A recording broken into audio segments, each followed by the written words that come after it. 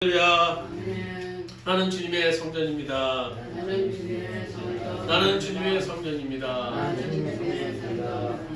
우리가 인생길을 걸어간다는 것은 참 힘든 일인 것 같아요. 왜 인생길이 그렇게 힘들까요? 그것은 한 번도 가보지 않은 낯선 길이기 때문이에요. 우리가 시간을 개념으로 보면 우리는 뭐 매일 반복된다고 얘기를 하지만 시간의 개념으로 보면 우리가 걸어가야 하는 그 길은 아무도 걸어보지 않은 그 길을 매일매일 걸어가고 있는 거예요. 초행길, 낯선 길. 이 초행길을 잘 알고 가는 사람은 없겠죠. 그렇다면 그것은 초행길이 아닐 거고요. 그래서 초행길은 누구나 헤매게 마련이에요. 저희 기억에는 이 초행길에서 헤맸던 낯선 타지에서 두 번의 기억이 아직도 저희 뇌리에 남아 있습니다. 한 번은 약 25년 전에 캐나다 밴쿠버에서 갔다가 여기서 랍스타를 좀 싸게 먹을 수 있다라는 그런 얘기를 듣고 한국에 돌아오면서 밴쿠버 시내를 돌아다니다 길을 잃어버렸던 때예요. 그때 무슨 뭐 휴대폰이 또 없었던 때고 뭐 인터넷도 안 되는 그런 시대입니다. 막 가방 질질 끌고 뭐 메고 하면서 밴쿠버 시내를 막 반나절 하루 종일 거예요. 하루 종일 헤매다가 결국은 뭐 그것도 찾지 못했고 길을 잃어버리고 버티다가 택시를 집어 타고 가까운 호텔에 갔던 그런 기억이 있고요. 또 한 번은 미국에서 이제 길을 잘못 가르쳐 주셔서 이제 고속도로에서 거의 반나절 헤매다 그때도 뭐 내비게이션이나 그런 뭐 것들이 없던 시대라서 휴대폰이 없던 때라서 교육던 때라서 그냥 헤매다가 결국 목적지를 못 갔던 그런 기억이 지금도 생생히 남아 있습니다. 누구나 이 초행길을 간다는 것은 참 적지 않은 스트레스인 것 같아요. 아무리 내비게이션이 발달하고 뭐 지도 앱이 막 발달하고 했다고 할지라도 낯선 타지에서 목적지를 향해서 간다는 것은 늘 시행착오를 경험하게 되는 것 같습니다. 그래서 우리가 처음 보는 인생길에서 우리는 그래서 시행착오를 경험할 수밖에 없는 거예요. 그래서 우리는 이런 생각들을 늘 하죠. 가끔 보면 내가 시간을 돌릴 수만 있었다면 내 시간을 돌릴 수만 있다면 나는 학창시절로 돌아가서 나는 열심히 공부를 할 거야. 그렇게 부모님이 공부하라고 할 때 안 했지만 지금 다시 돌이키면 그때로 돌아가서 다시 열심히 공부할 거야. 그래서 내가 원하는 학교, 내가 원하는 일 할 거야. 이렇게 시간을 돌리고 싶은 마음도 또 있을 것이고 또 어떤 사람은 내가 젊은 시절로 나를 돌릴 수 있다면 나는 좀 더 많은 전문가, 많은 사람을 만나기 위해서 배낭 하나 메고 세계의 일주를 해보겠다는 그런 어떤 친구도 있는 것을 보게 됩니다. 어떤 분은 시간을 돌릴 수 있다면 나는 지금의 배우자가 아닌 또 다른 배우자, 좀 더 나은 배우자, 그 배우자를 선택하게 될 거야 라고 또 얘기하는 사람이 있고 또 어떤 사람은 내가 시간을 돌릴 수만 있다면 우리 자녀들을 좀 더 잘 키울 수 있을 텐데 좀 더 믿음으로, 좀 더 지금보다 나은 어떤 착하고 좀 더 건강한 그런 사람으로 키울 수 있을 것인데 라는 그런 안타까운 또 시간을 되돌리고 싶은 그런 인생의 길에서 갖는 그런 생각을 갖는 경우가 있어요. 저희 경우에도 뭐 많은 그런 일들을 돌이키고 싶은 그런 많은 일들이 있습니다만 제가 가장 돌이키고 싶은 것 중에 하나는 제가 왜 좀 더 젊었을 적에 좀 더 어릴 때 하나님을 인격적으로 만나지 못했을까 라는 그런 늘 아쉬움이 있어요. 그래서 제가 시간을 돌릴 수 있다면 저는 젊은 시절에 무엇보다도 하나님을 만나는 일에 모든 청력을 기울였을 것 같아요. 그래서 하나님을 만나는 일이 우리 삶 속에 너무나 중요해요. 그러니까 우리가 인생길을 오늘도 걸어갑니다만 우리를 너무나 잘 알고 우리를 만드시고 우리와 동행하시길 원하시는 그 하나님을 만나는 것들은 우리 인생에서 무엇보다 우선순위가 되어야 될 것 같아요. 오늘 본문에 그 하나님에 대한 다윗의 고백이 나옵니다. 그러니까 자신을 만드셨고 자신을 잘 알고 있고 늘 동행하며 교제하길 원하시는 그 그분에 대한 다윗의 고백. 그래서 오늘 보면 시편 139편은 다윗의 왕정 말기에 기록한 거예요. 그래서 다윗의 어떤 신앙의 어떤 압축적이고 어떤 집약된 내용이 기록된 말씀입니다. 누구보다 다윗의 생일을 보면요, 참 험난한 인생을 살았어요. 그러니까 왕으로 이제 세움을 받고 난 이후에도 이제 왕국에 들어가기 전에도 여전히 사울 왕의 그런 위협 속에 살았고, 또 이제 임기를 마칠 즈음에는 아들 압살롬이 또 아버지를 죽이려고 하는 그런 고난의 연속이었던 것이 다윗의 삶이었어요. 그런 그 고난 속에서도 보호하시고 인도하시는 하나님의 속성에 대해서 너무너무나 잘 알고 있었던 겁니다. 그래서 그는 하나님의 속성에 대해서 오늘 우리 139편 1절에서부터 6절에 기록하고 있어요. 우리 주보에 있는 우리 세번역 버전으로 한번 쭉 하나님 어떤 분이신가, 다윗이 고백한 하나님 어떤 분이신가 한번 읽어보도록 하겠습니다. 1절부터 6절까지 말씀입니다. 주님께서 나를 샅샅이 살펴보셨으니 나는 훤히 알고 계십니다. 내가 앉아있거나 서있거나 주님께서 다 아십니다. 멀리서도 내 생각을 다 알고 계십니다. 내가 길을 가거나 누워있거나 주님께서는 다 살피시고 계시니 내 모든 행실을 다 알고 계십니다. 내가 혀를 놀려 아무 말 하지도 않아도 주님께서는 내가 하려는 말을 이미 다 알고 계십니다. 주님께서는 나의 앞뒤를 두루 감싸주시고 내게 주님의 손을 얹어주셨습니다. 이 깨달음이 내게는 너무나 놀랍고 너무나 높아서 내가 감히 측량할 수조차 없습니다. 주님께서 다윗, 오늘 우리들을 아시는데 그냥 아시는 정도가 아니에요. 그냥 아무의 이름 그냥 정도가 아는 정도가 아니라 앉고 일어서고 생각 모든 것을 다 하신다라는 다윗의 고백이에요. 또 7절에서 12절 다 아시는 하나님과 플러스 어떤 하나님으로 기록하고 있는가. 7절에서 12절까지 한 절씩 같이 읽도록 하겠습니다. 내가 주님의 영을 피해서 어디로 가며 주의 얼굴을 피해서 어디로 도망치겠습니까?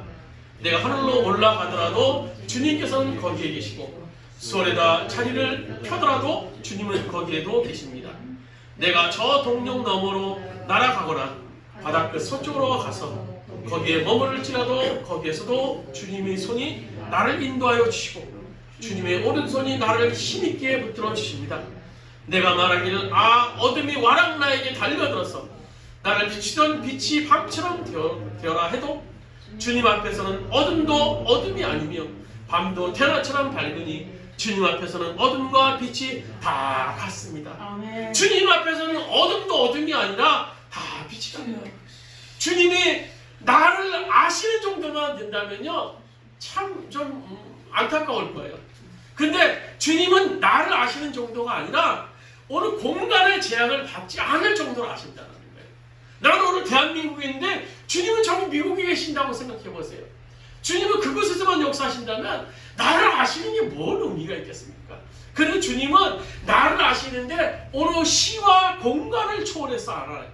그분은 천국과 지옥에서도 계시며 오늘 시공을 초월해서 계실 뿐만 아니라 영과 육을 초월해서 우리를 알고 계신다는 것이 다윗의 고백이에요. 그리고 우리를 지키시는 분, 이것이 다윗의 고백이죠. 즉 우리에게 주님의 주권이 미치지 않는 것이 없다. 무소부재 있지 없으신 것이 없다. 어느 곳에 계신 하나님의 영향력에 대해서 오늘 다윗은 고백하고 있습니다. 계속 13절에 보시면 다윗이 이제 찬양하는 부분을 우리가 성경 본문에서 볼 수 있는데요. 우리가 읽은 말씀입니다만 다윗은 자신이 가장 가까운 부분 가운데 하나, 인체의 신비를 통해서 하나님을 찬양하고 있습니다. 다윗은 자신의 몸을 통해서 하나님을 경험하며 찬양하고 있죠. 우리 성경 우리 13절에서 우리 성경 말씀 13절에서 오늘 시편 139편 13절 14절 말씀 한번 같이 읽도록 하겠습니다. 주께서 내 내장을 지으시며 나의 모태에서 나를 만드셨나이다. 내가 주께 감사함은 나를 지으심이 심히 기묘하심이라. 주께서 아시는 일이 기이함을 내 영혼이 잘 아시나이다. 아주 놀랍고 신비롭게 주님께서 우리 사람을 만드셨음을 오늘 다윗은 고백하고 있는 거예요. 사실요, 오늘 이 우리라는 존재, 나라는 존재, 이 조정하라는 존재, 또 여러분 각자라는 존재가 지금 이 땅에서 호흡하고 여기 이 주원의 이 자리, 강서구 이 주원의 자리에 존재하고 있다는 하나의 사실만으로도 정말 놀라운 그런 사실 중에 하나예요. 무엇보다도 우리 자신의 탄생부터가 정말 기적 중의 기적입니다. 그것은 하나님의 은혜와 선택하심. 그래서 지금 우리가 이 땅에 이곳에 존재하고 있게 된다는 겁니다.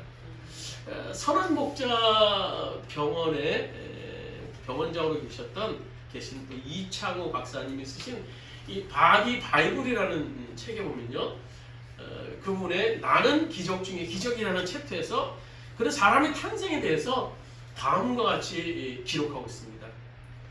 제가 한번 읽어드릴게요. 성인 남성이 하루에 내는 정자의 수는 2억 개 정도가 됩니다. 한 번 배출될 때 2억 개에서 3억 개의 정자가 난자를 향해서 나갑니다.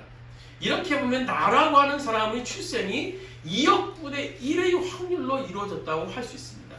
그러나 좀 더 생각해보면 그렇지 않습니다. 우리의 출생은 2억분의 1이 아니라 2조분의 1의 확률이라고 할 수 있습니다. 1세 동안 만들어낸 정자의 수가 2조 개에 달하기 때문입니다. 그 2조 개의 스펙트럼에서 2억 안에 들어가는 기적이 일어나야 하고, 또 그 2억 개의 정자 안에서 1이 되는 기적이 있어야 오늘 나라는 하나의 생명체가 잉태되어 이루어지기 때문인 것입니다. 그러니까 이렇게 나라는 존재는 탄생부터 정말 기적, 심히 기묘한 사건. 그래서 오늘 다윗이 고백하는 거예요. 나를 지으심이 심히 기묘하십니다 라고 고백하셨던 거예요. 또 오늘 15절 말씀, 우리 성경 15절 말씀, 우리 성경에 있는 15절 말씀을 같이 한번 읽도록 하겠습니다.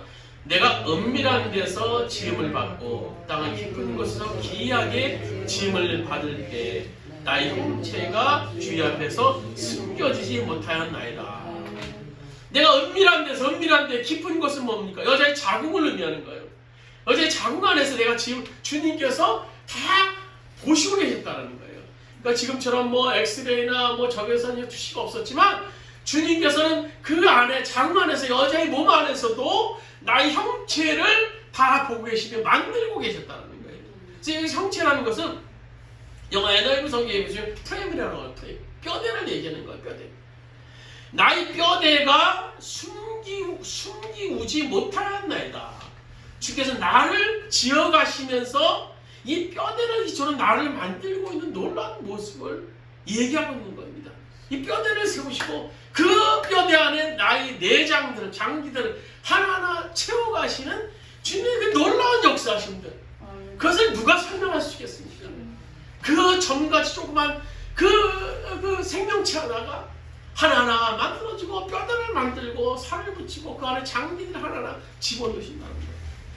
여러분, 이 과학자들이나 이 건축자 학자들이 우리 뼈를 이루고 있는 이 구성 물질이나 뼈들이 형성되고 있는 이 뼈 마디마디의 구조를 보면요, 잘 보면 경악을 금치 못한다고 합니다.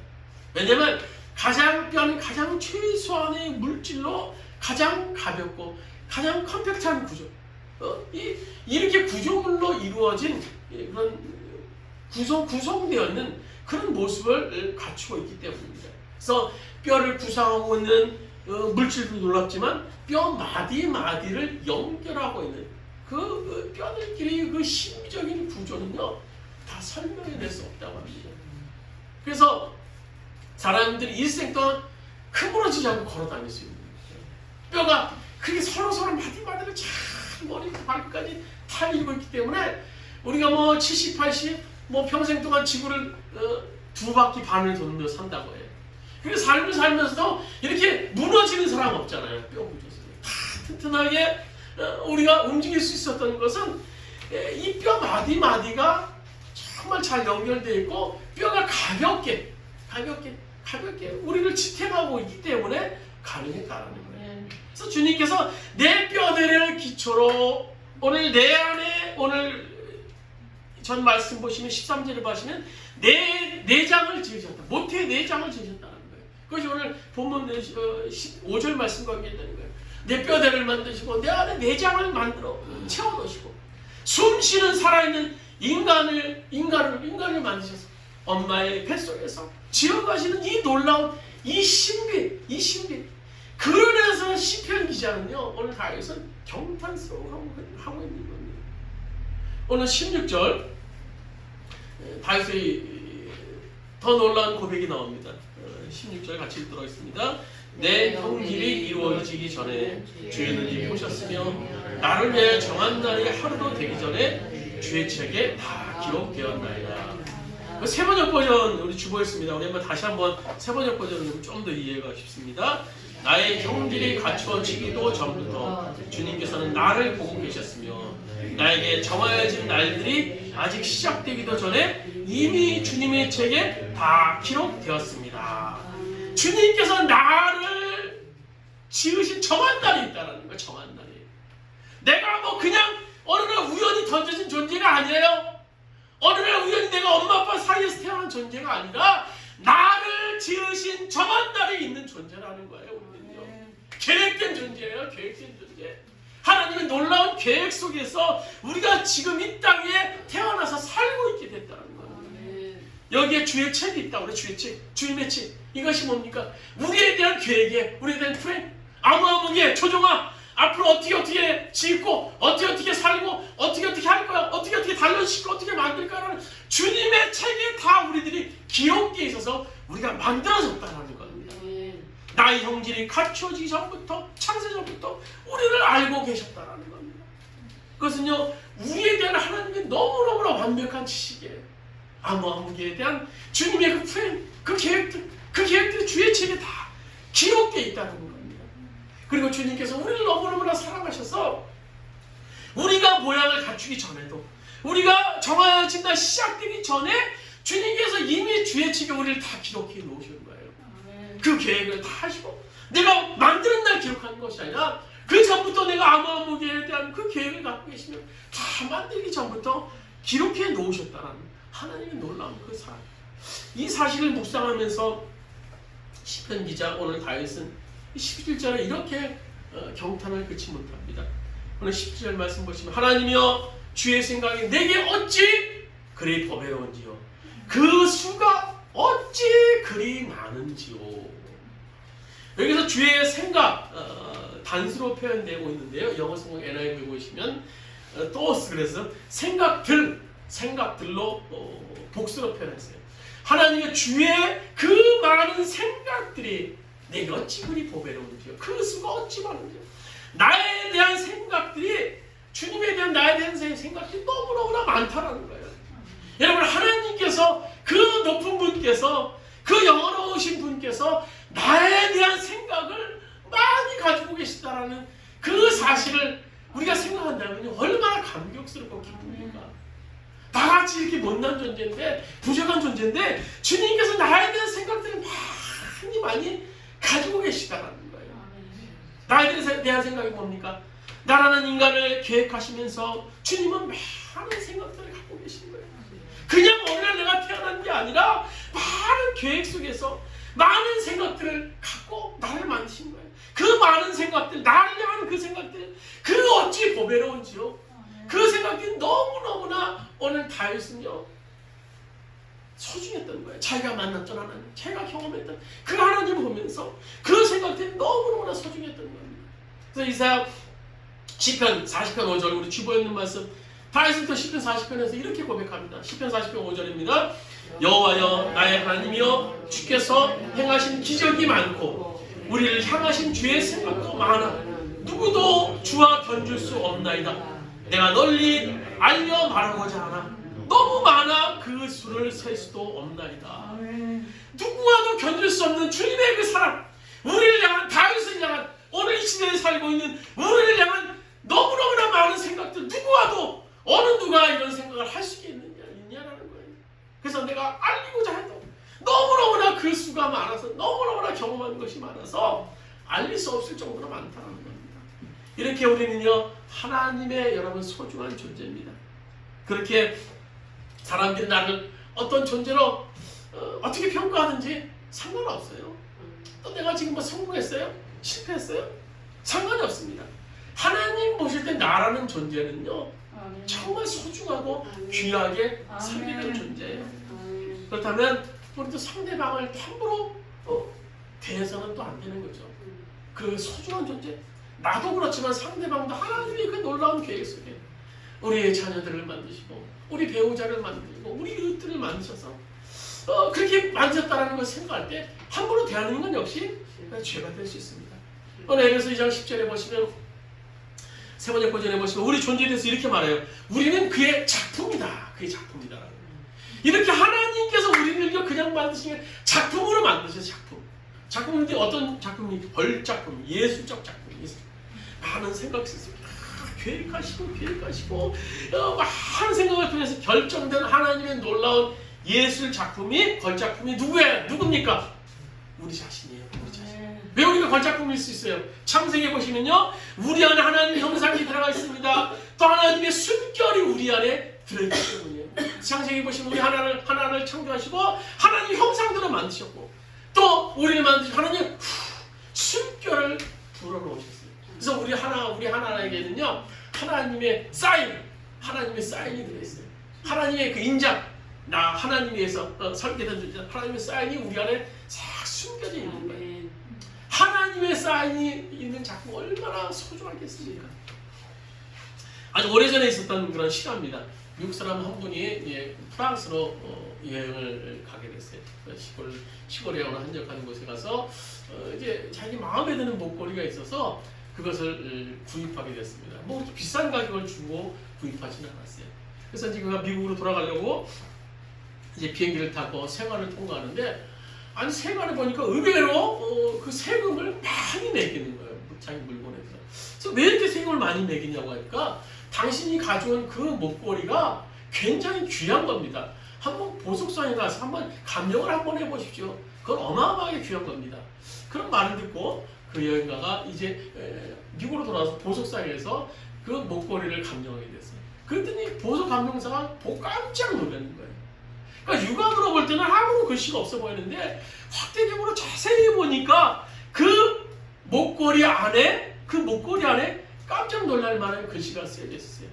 그 글씨가 뭐였는가 하면 조세핀에게 보나파르트 나폴레옹이, 그러니까 조세핀이라는 사람에게 나폴레옹이라는 사람이, 나폴레옹 알죠? 그 위대한 사람, 세계를 정복하고 했던 사람. 그래서 나폴레옹의 그 물건이나 그 친필이 쓰여 있는 것은 가격을 매길 수 없는 정도의 그런 고귀한 거예요.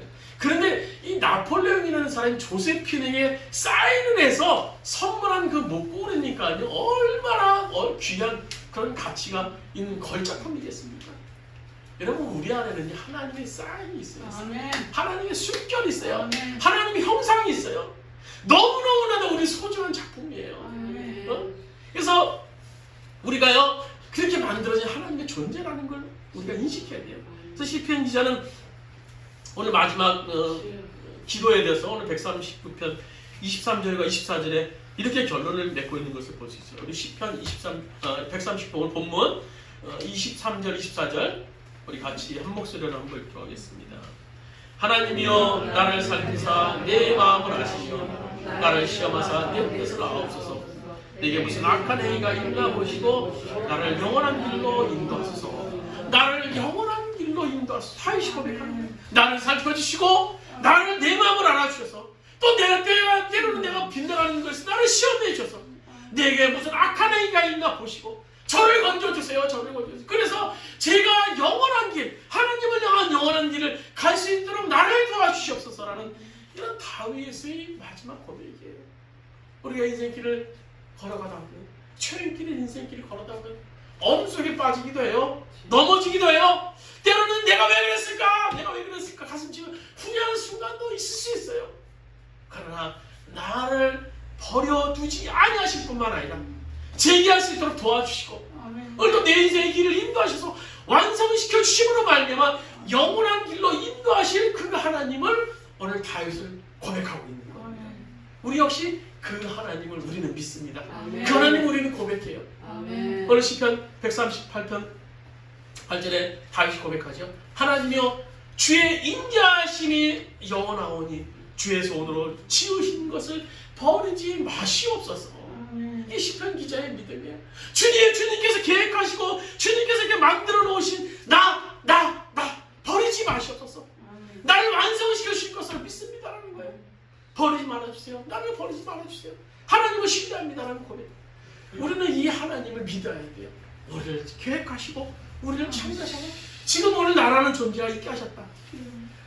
1988년에 우리나라에서 서울 올림픽이 열리기 전 4년 전에 이제 미국 LA에서 이제 올림픽이 열렸었던 때의 그런 실제 있었던 얘기입니다. 당시 동양인은 뭐 육상이나 뭐 수영, 뭐 더군다나 이런 다이빙 같은 종목에서는 뭐 메달 등수 안에 드는 것조차 힘들 때의 그런 얘기입니다. 그때 중국의 저지용이라는 여자 선수가 이제 금메달을 땄는데 다른 종목에 다이빙에서 금메달을 땄어요. 그러니까 신체적인 결합, 기술적인 어려움 그런 것 때문에 당시 동양인이 그 선과 그 기술이 요구되는 다이빙에서 금메달을 딴다는 것은 세계적인 시각으로는 불가능하다고 생각했던 때였어요. 그런데 중국의 이 자오지용이라는 이 여자가 모든 그런 어려움을 극복하고 금메달을 따게 됐던 겁니다. 다이빙에서. 그래서 많은 사람들이 기자들이 인터뷰를 하게 됐습니다. 당신이 금메달을 딸 수 있는 그 여인에게, 그 여자에게 당신이 금메달을 딴 비결이 있습니까? 물으니까 그 중국 여자가 이런 감동적인 얘기를 합니다. 어머님 때문입니다. 어머님 때문에. 그래서 기자가 물었죠. 도대체 어머님 때문에 어떻게 어머님이 금메달을 따게 해주셨어요? 그 여자가 어머니에 대해서 이제 얘기를 합니다. 나는 어렸을 때 달리기 100m 경주를 좋아했어요. 자주 시합에 나가긴 했지만 부족해서 잘 넘어졌어요. 그렇지만 저는 그게 좋았어요. 그래서 늘 나갔지만 늘 등산을 들지 못하고 늘 넘어졌어요. 그때마다 내 어머니는 내가 넘어지고 꼴찌하고 집에 오게 되면 어머니는 늘 이렇게 말하곤 했어요. 사랑하는 딸아, 나에게 내가 1등하는 것이 문제가 아니야. 내가 넘어져서 일어날 때 내 모습이 더 아름답단다. 내가 일어나는 모습이 나는 1등보다 내게는 더 아름답단다. 그리고 제가 다이빙을 이제 다시 시작할 때 어머니는 걱정스러워하는 모습으로 지켜봤어요. 때로는 실수하기도 하고 때로는 잘못하기도 하고 그때마다 어머니는 똑같은 말씀을 하셨어요. 딸아, 내게 1등이 문제가 아니야. 나는 내가 운동하는 그 모습 그 자체가 나에겐 기쁨이란다. 너를 보는 것이 내게 기쁨이요 행복이야. 제가 그녀의 계속 그 고백이에요. 제가 경기를 위해서 다이빙을 설 때마다 저는 그 어머니를 떠올립니다. 그리고 어머니를 생각하면요 잔잔한 웃음이 나와요. 그래서 저는 긴장이 풀어지고 그리고 침착하게 그리고 유연해서 힘이 풀려진 상태로 이 다이빙대에 서면서 힘있게 다이빙을 할 수 있게 됐던 겁니다. 다 어머님 때문입니다. 그렇습니다. 우리 인생이라는 이 초연길 아무도 걸어보지 않은 이 초연길을 걸어가다가 우리 넘어질 때도 있어요. 실망할 때도 있고요. 좌절할 때도 있어요. 정말 때로는요 이 길을 그만두고 싶은 그런 생각을 들 때도 있습니다. 그럴 때마다 주님은 우리들에게 우리 각자에게 말씀하시지 않겠습니까? 내가 너에게 기대하는 것은 꼭 1등하는 것이 아니란다. 내가 일어나는 모습이 내게는 더 아름다워. 살다 보면 인생은 넘어질 때도 있고 또 쓰러지는 순간도 있다. 그러나 빙그레 웃으면서 일어나는 내 모습이 나는 좋다. 너라는 존재 자체가 나에겐 소중한 존재란다. 기쁨이란다. 오늘 스바냐 3장 11절 오늘 주님의 고백에 너희 하나님 여호와가 너희 가운데 계시니 그는 구원을 베푸시 전능자시라. 그가 너로 인하여 기쁨을 이기지 못하시며 너를 잠잠히 사랑하시며 너로 인하여 즐거이 부르며 기뻐하시리라 하리라. 오늘 이것이 스바냐를 통한 주님의 고백이에요. 우리 한번 같이 한번 읽으시겠습니다. 스바냐 3장 11절 주보에 있는 말씀입니다. 너희 하나님 여호와가 너희 가운데 계시니 그는 구원을 베푸실 전능자시라. 그가 너로 인하여 기쁨을 이기지 못하시며 너를 잠잠히 사랑하시며 너로 인해 즐거이 부르며 기뻐하시리라. 오늘 우리를 향해서 주님께서는요 너무너무나 바라보시면서 기뻐하신다는 거예요. 여러분, 우리가 걷는 인생의 길이 초행길에서, 이 초행길에서 우리가 확신할 수 있는 가장 위대한 사실은 뭡니까? 이 길은 너무너무나 잘 알고 계시는 나를 만드신 그 하나님께서 나를 오늘도 사랑하신다는 거예요. 아멘. 그리고 그 하나님의 계획 속에 우리가 이 땅에서 오늘 오게 되고 오늘 이 자리에 앉게 계셨다는 거예요. 아멘. 오늘 이사야 49장 15절에서 16절 오늘 이렇게 말씀하고 계시죠. 여인이 어찌 그 젖먹는 자식을 잊겠으며 자기의 태에서 난 아들을 국민이 여기지 않겠느냐. 그들은 혹시 잊을지라도 나는 너를 잊지 아니할 것이라. 내가 너를 내 손바닥에 새겼고 너희 성벽이 항상 내 앞에 있나이다. 오늘 주님께서 우리를 붙잡고 계시다는 이 사실, 오늘을 계획하시고 우리를 이곳에 있게 하시고 우리 함께 하신다는 이 사실을 우리가 붙잡을 수 있다면요, 여러분 잘 가고 계신 겁니다. 후회하지 마시고 자책하지 마시고 주님의 인도함 속에 주님과 동행하는 그런 삶을 사는 여러분 되시기를 주님의 이름으로 부탁드립니다. 우리 찬양 하나 드리겠습니다. 우리 다시 한번 너희 하나님 여호와가 너희 가운데 계시니, 우리 찬양 드리시고 합심해서 동성으로 기도드리시겠습니다. 너의 하나님 여호와가 너의 가운데 계시니 그는 구원을 베푸실 전능자시라.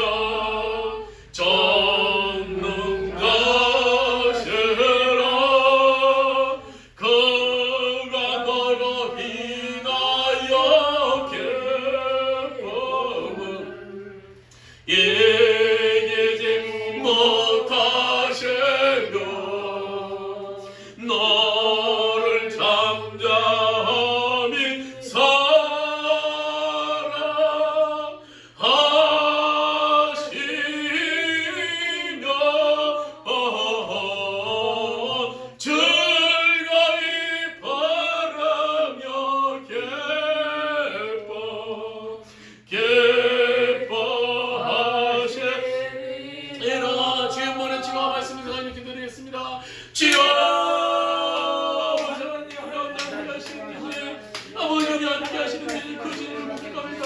아버지 그 주님을 바랍니다. 아버지 우리를 사랑하셔서 우리를 너무나 사랑하셔서 주님의 죄의 기억을 하시고 우리가 어떻게 우리를 만드실 것이라고 기록하셨다는 것을 그 주님을 바라봅니다. 아버지 그 주님을 바랍니다.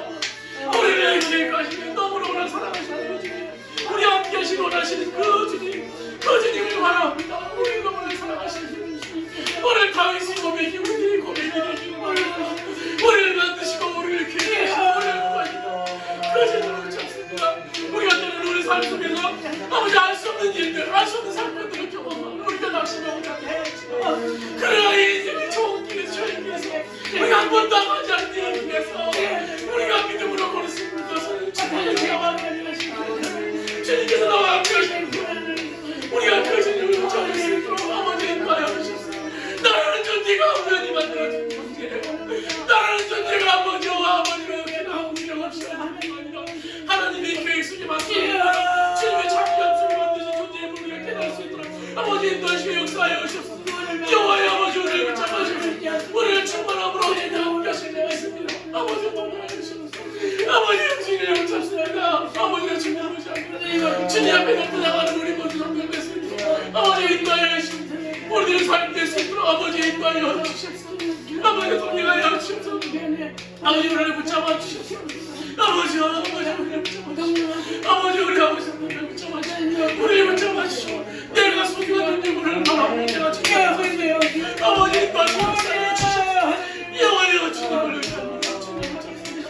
아버지 충만함으로 주님을 붙잡습니다. 아버지 역사하여 주시옵소서. 여호와 역사하여 주시옵소서. 여호와 역사하여 주시옵소서. 여호와여 우리가 함께하여 주시옵소서. 아버지여 주님만을 의지합니다. 아버지여 주님만을 의지합니다. 주님만을 의지합니다. 아버지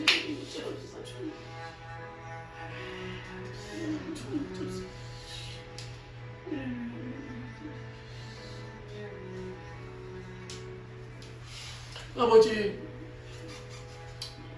우리가 이 땅에 인생길이라는 길을 허덕이면서 오늘도 걸어가고 있습니다. 아무도 걸어보지 않았던 그 길, 초행길, 한 번도 가보지 않은 낯선 길을 우리는 걷고 있습니다. 그래서 우리는 때로는 많은 실수도 하고 또 때로는 왜 이렇게밖에 못하는가 나를 자책할 때도 하고 때로는 또 죄악에 빠져서 또 헤맬 때도 있고 너무나 많은 어려움들을 우리 인생길에서 우리는 경험하게 됩니다. 그러나 우리가 그 인생길에서도 낙심하며 좌절하는 것이 아니라 우리보다 앞서서 이 길을 걸었던 그분 또 우리를 창조하신 또 이 세상을 창조하신 그분과 우리가 동행하는 삶을 살기로 합니다. 정말 어려운 이 초연길에서 나를 계획하시며 나를 만드셨던 그 하나님만 의지하며 사는 우리 모든 주원의 성도들 되시고 아버지 인도하여 주셨어요. 그 주님과 동행하는 삶이 되기를 원합니다. 이 초연길에서 한 번도 가지 않은 이 낯선 길에서 그분과 동행하면서 늘 기쁨의 삶, 즐거움의 삶을 살 수 있는 우리 모든 주원의 성도들이 될 수 있도록 주님 인도하여 주시옵소서. 이제는 우리 주 예수 그리스도의 은혜와 하나님 아버지의 무한하신 사랑하심과 보혜사 성령님의 감동되시고 도와주시는 주님, 오늘 인생길 한 번도 가보지 않은 낯선 인생길을 걷고 있는 우리들, 그 속에서 우리가 경험하는 많은 어려움과 많은 어떤 아버지의 무의미한 일, 많은 그런 사건들 속에서도 좌절하며 낙심하는 것이 아니라 우리를 만드시고 우리를 계획 속에 우리를 인도하시고 오늘도 주님과 동행하시기 원하시는 그 주님을 붙잡고 그 주님과 동행하기를 원하는 우리 사랑하는 모든 성도들 머리 위에 그의 가정 위에 사업장과 직장 이 민족의 이 땅의 모든 교회들 위에 이제부터 영원토록 함께 하시기를 간절히 축원하옵나이다. 아멘.